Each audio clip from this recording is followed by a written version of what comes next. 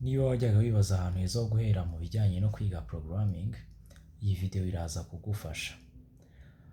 Mbere na mbere ku bifuza kwiga programming, ngira ngo abagiye bagerageza kubishakaho amakuru mwagiye mwumva abantu bababwira ati hari tekinoloji igezweho yitwa WordPress n'ibindi byinshi. Izo tekinoloji zibarizwa mu kintu cyitwa end user programming.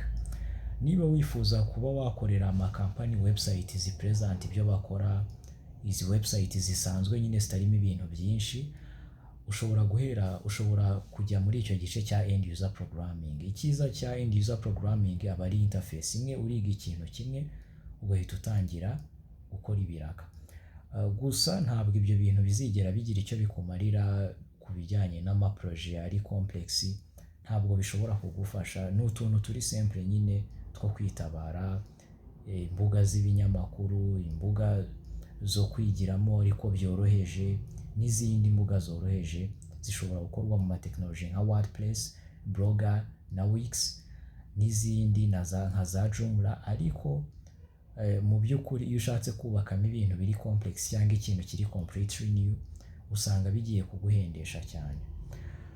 Niba wifuza kwiga programming kugira ngo ube wagira ibintu bishya uzana cyangwa unajye mu kazi ubikore, ubibonemo akazi gahoraho, ni ngombwa kwiga indimi za computer, izo twita ko ari ama programming languages. Muri izi ngizi niho hazamo nka HTML, niho hantu ho guhera ku muntu uri kwiga gukora ama website. Hari abifuza gukora ama software, ahantu ho guhera ni kuri batch programming, nyuma ugakurikizaho Python. Hari abifuza gukora softwares zishyirwa mu marobo cyangwa n'izindi mashini zifatika, ahantu heza ho guhera muri icyo gihe ni ku rurimi rwa C programming.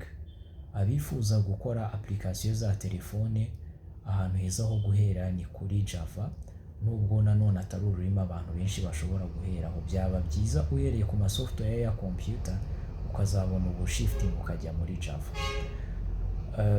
Ndakeka ari ibyo ngibyo buri muntu wese amenya aho ashobora guhera.